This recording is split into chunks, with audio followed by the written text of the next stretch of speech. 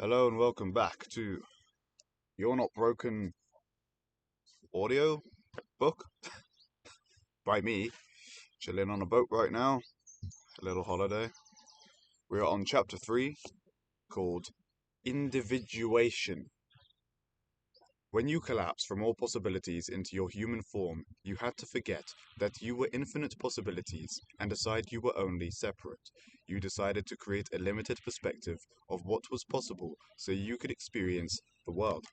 Forgetting was the only way, because if you are everything, you cannot experience anything.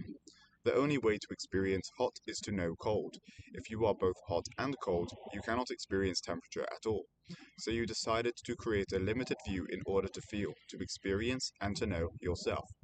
This is called individuation. It is the process of realizing you are a limited perspective in the universe. You created this experience because it was needed.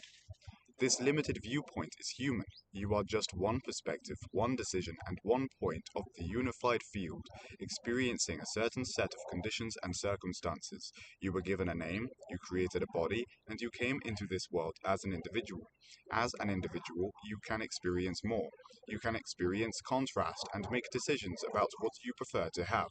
You created an idea of what the perfect life would be, what success meant, and set of rules to avoid what you did not desire. However, these rules and decisions ended up becoming a prison you could not escape. I hope you can hear me alright. Sorry, it's a bit noisier than in my flat. It's mowing grass or something over there and playing over there and cats around. But I trust you can hear well. You came into the world vulnerable and powerless, needing a mother and father to feed you, care for you, love you, and validate you. However, in this creation of becoming a limited individual and giving over your power, you also gave others the ability to increase your satisfaction and cause you pain. Because of your desire to increase satisfaction and decrease pain, you created unconscious rules to follow as you set out to figure out how it is. For example, you got yelled at for speaking out and lost dad's approval, so you created a rule not to speak out again. Flipping little plane people flying right overhead. Sometimes they like to cut the engine and dip and dive.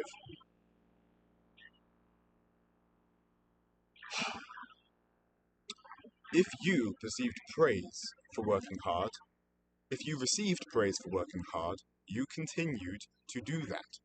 If you received nothing for your hard work, you created a different decision. For the first 4 to 7 years of life, we go through huge unconscious development, learning to walk, speak, and do everything else. Coffee. The main goal of the unconscious is to preserve the body and understand how things are, so we avoid danger. As an unconscious child, we desire to know how it is, to create more of what we love. If we don't know how it is, we cannot succeed. Therefore, we are always looking to create a narrative or find reasons why things are the way they are. This is the basis of learning. We decide to avoid pain and experience pleasure. Pain registers 5 times more powerfully in the body. And so, anytime we experience pain, it is crucial to find out why. Asking why. Through the individuation experience, we learn we don't just have it all. We realize there is a way to have what feels good, and we know what feels bad, so we want to figure out why. We always ask, why? If you are a parent, you have heard the question, why? A lot. So you know exactly how important this is to every child. We want to know why.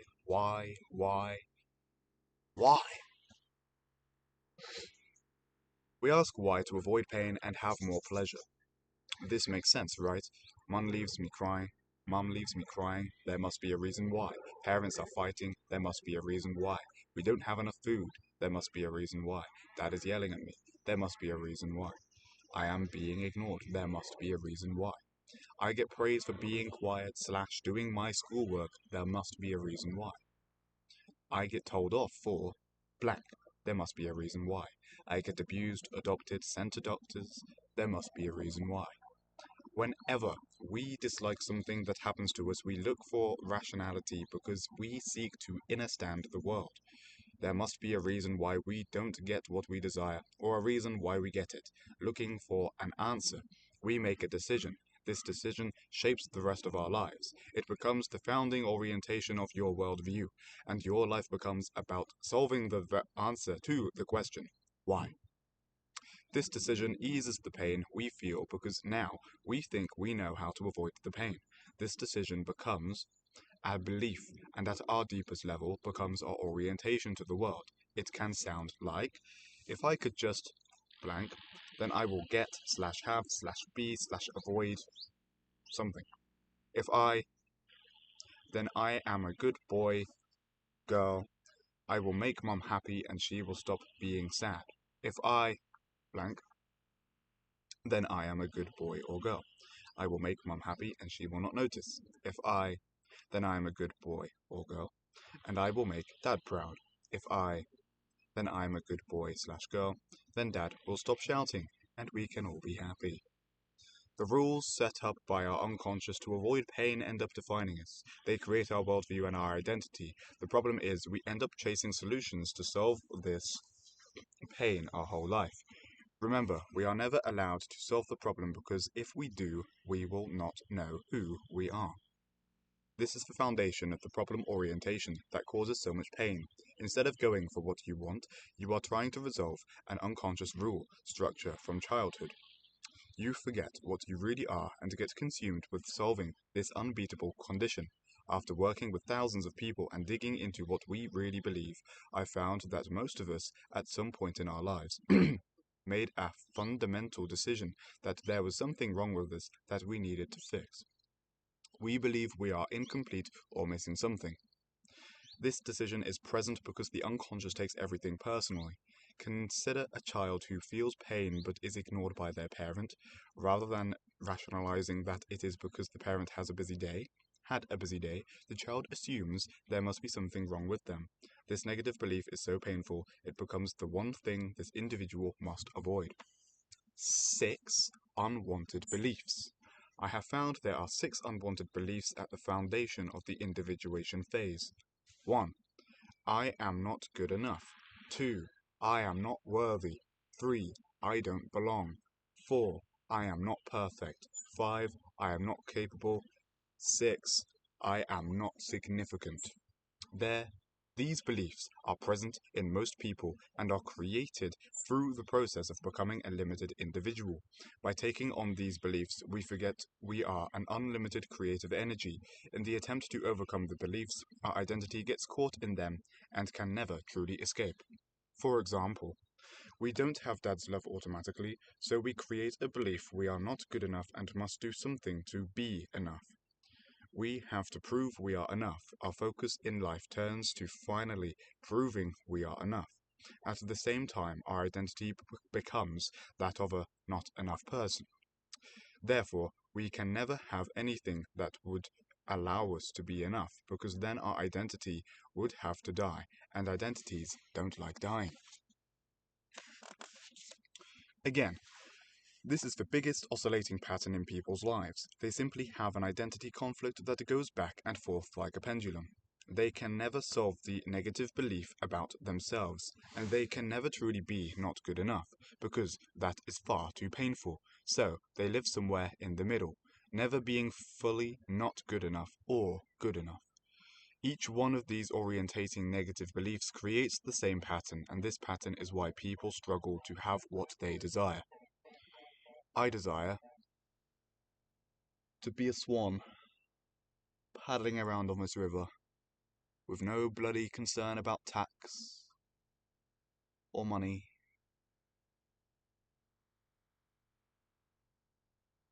Or bullshit. Anyway, back to the book. What we actually desire.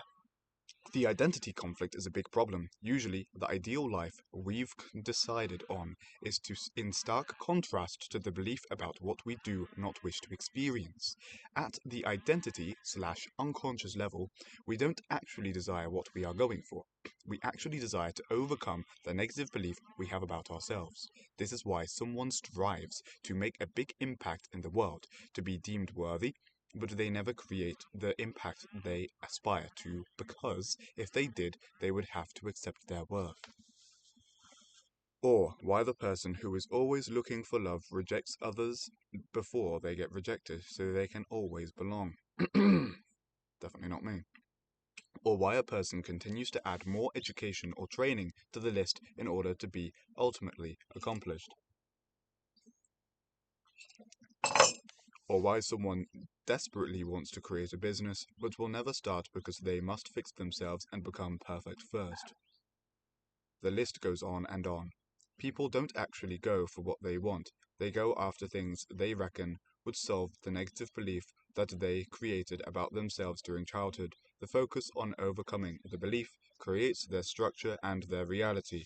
This orientation is everywhere, and it has created a society and world of people who aren't living a life they love. They are living a life focused only on solving problems. A life without problems is not necessarily a life you love. Many only base their life on a focus of removing what they dislike, which leaves a numb, emotionless experience. A numb, emotionless, problemless life is not a life full of joy and wonder and passion. The focus on removing or avoiding doesn't create this, it creates an empty life. This a big problem. I think I found a typo, but it doesn't say is. So back to the start of the sentence, I'm going to read it once exactly how it's written, and then once how I think it's meant to be written. Check this out. The focus on removing or avoiding doesn't create this. It creates an empty life. This, a big problem for people. They are victims of their circumstances and conditions, and they have given all their power away. There's also a full stop missing and a capital letter where, well, I've got some feedback for this bit. The focus on removing or avoiding doesn't create this. It creates an empty life. This is a big problem for people. And then there's no full stop, but there is a capital letter at they. They are victims of their circumstances and conditions, and they have given all their power away. Page 74. Maybe I'll get a free book by making that correction, and then I can gift a book to the one person who likes, comments, and subscribes and interacts first. The belief also creates a lot of fear. They will never allow certain things because they worry people would finally know the truth. Again, they give all the power away. Here is how some of the core beliefs show up in people. I am not good enough, so I will never be satisfied with what I have. I will strive to be enough, yet I will never arrive. I am not worthy, so I will do things to prove my value and hope what I want will be given to me. However, I will never feel valued enough to succeed. I don't belong, so I will build a big tribe, family, to belong to and judge others because they reject me. However, I will never fully feel accepted. I am not perfect, so I will study hard, read every book, and be ready. That way, I'll never make a mistake. However, I will never start. I am not capable, so I will collect resources, certifications, training, and money in an attempt to overcome my incapability. However, I will never have enough to do what I desire. I am not significant, so I will desire to gain status, clout, uniqueness, and to finally be seen. However, I never will, because I am not significant enough. No one sees me. The underlying statement that could summarize all of these is, there is something wrong with me that I must resolve to finally have the life I love. In summary, we have forgotten we are a creative spirit. We are only attached to the limitation. not knowing that we created the limitation as a game, so we may experience this lifetime. We've forgotten we are powerful and can change the instructions we coded from our unconscious in our effort to understand how the world is. We all have a yearning or desire to become whole again and complete ourselves. This is motivated by a belief that we are incomplete or limited. The individuation process was needed. We desired to become an individual and be one perception of the unified field. However, it is now time to experience both. It's time to become the observer and the observed, and to shift into a new reality where you no longer try to solve the. Turn the page. Where you no longer try to resolve the misguided notion you are a powerless creator or a victim to circumstances. You are the powerful energy that created it all.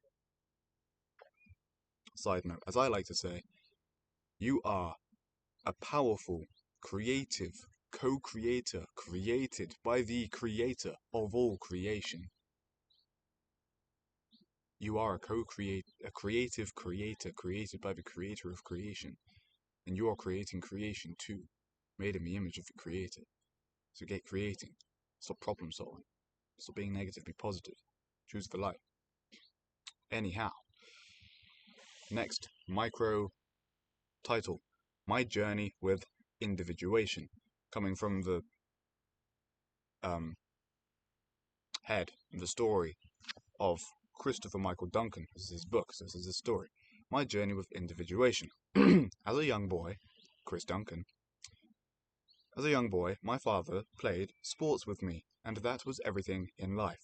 I wanted nothing more than to be a professional rugby player because I heard how my father admired the players, and I saw the excitement on his face when he took me to a live game. For me, success meant only one thing, being a professional rugby player. Growing up in New Zealand with the mythical All Blacks towering over you, it was the only logical choice. To be successful was to be an All Black. I dreamed of the day I would make it on the team. I practiced the haka in the mirror and knew this would be my future. My first years in life were influenced by rugby. I took a ball to school every day. I'd arrive early to play before lunch, and then I'd go straight to practice after school. In my small world, I was the best. Then at about age 7, I moved away from the classmates I had grown up with and moved a year ahead to be with the senior students. In this new class, the teacher had us run a circuit every day, probably to burn off all the extra energy 7-year-olds have. Every day I turned up ready to win, and every day I was disappointed. The highest place I ever got was 6th, which was a horrible place to finish, considering most of the class couldn't care less and just walked. I didn't understand why. One day, as I finished the race, I was mocked for my weird running style. All the other kids thought the way I ran was hilarious. I was devastated. One day, while holding back tears, I told my father about this, and he confirmed my biggest fear. I was slow, really slow, and not at all athletic. Apparently, as a child, I didn't crawl. I had underdeveloped leg muscles, and my parents had taken me to all sorts of doctors. I was so upset that my dreams were being ripped away from me. All my heroes were athletic men who were admired for their physical attributes. There was no way I was making the All Blacks if I didn't change. I decided I needed to fix myself. I urged my father to help make me right. We tried everything, consulting sports psychologists who worked on national teams, personal trainers and coaches, training daily, and buying the most expensive shoes. We spared no effort to make me right. This became my obsession, and my dad went right along with it because he had the same structure. As a child, he was in leg braces and spent most of his youth swimming and weight training his way to achieve the dream of sporting success. Like father, like son. We had our sporting successes, but not in rugby. Blooming spiders. At age 15, I played basketball for my country, representing my city in the under-20s, and was on the starting team that won the national title. We made it, and then I gave it all away. I stopped. This pattern continued my whole life. I sensed I was broken and obsessively fixed myself to reach a goal, only to stop as soon as it was achieved and start all over again. It was like I was addicted to the chase.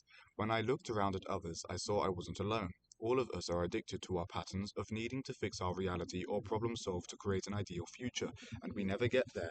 Our identity never lets us. Our identity never lets us.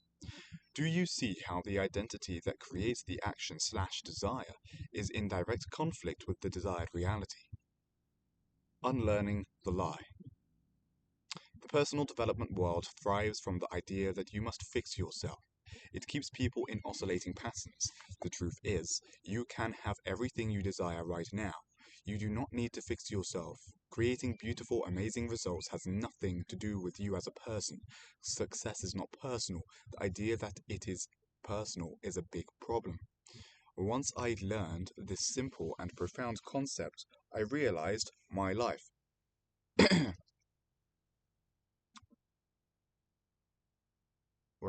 Once I learned this simple and profound concept, I realized my dream life. I now run two multi-million dollar companies, one earning nearly $1 million per month from my home office in the paradise of the Gold Coast in Australia. I am married to the most beautiful, amazing, heart-centered, intelligent woman I have ever met, and yes, I am biased. I have great friends, play tennis every day, and lead a world-changing movement of people. It really is a dream come true. Because of my experience, I'm passionate about teaching others how to create amazing results and a life they love in the fastest, easiest, most straightforward way. When you become super conscious, you simply learn to recode the resistance that's in the way and take obvious action to turn your thoughts into things. Life becomes easy. There is a lot of misguided information out there, so it will take some unlearning and relearning. But there is a process, and it is not what you have been told. Once you master this process, your life will be magic, because you are magic. Alakazam. Praise Yahweh. Consider all the things taking place in your body and around you. You are the universe. You are the creator. This is us, and we are magic. The decisions we make in the individuation process are needed, but they are literally childish. As a child, you had to do what your parents wished. You didn't have much choice as you were trying to figure out the world and make sense of it. You did your best. Now, as an adult, you have the ability to create what you desire. You can reconnect to everything that you are and change any instructions that are not serving you. You do not need to know when, where, or why you have that code or those instructions in your field. You simply need to know whether it is working for you or not. If it isn't, you can recode it. The problem in our society is that we have no formal initiation into adulthood, so most people live the predictable path of oscillation and frustration. This leads to not being able to create what they love.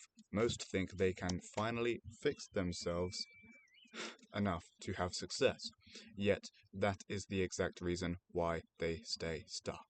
In the next chapter, we will discuss the idea of structure and how it pulls things into reality. If the superconscious gives you the material to build the ship, the unconscious builds, runs, and maintains the ship. The self-conscious is the captain, and the structure is the body of water the ship is in. It dictates what is possible. Chapter 3 Review. Individuation is the process of realizing you are a limited perspective in the universe. You created this experience, and it was needed. The unconscious takes everything personally and looks for the reason for any pain. The unconscious believes there must be a reason why we aren't getting what we desire, or a reason why we get what we desire. It looks for an answer. We make a decision. This decision shapes the rest of our lives. It becomes the founding orientation of our worldview, and our lives become about solving it. Because of individuation, we set up a life of problem solving instead of going for what we want. Most of the time, we are trying to resolve an unconscious rule structure from childhood. At the identity unconscious level, we don't actually desire what we are going for. We desire to finally overcome the negative belief we have about ourselves. You can have everything you desire right now. You do not need to fix yourself because there is no need. Creating beautiful, amazing end results has nothing to do with you as a person. Success is not personal. You have the ability to change any instructions that aren't serving you. You do not need to know when, where, or why you have that code, or those instructions in your field. You simply need to know whether or not it is working for you, and if it isn't, let's recode it. So, next up, we'll be on to chapter 4. So stay tuned for tomorrow's video as we work through this amazing book called You're Not Broken by this dude, Ginger Kiwi guy.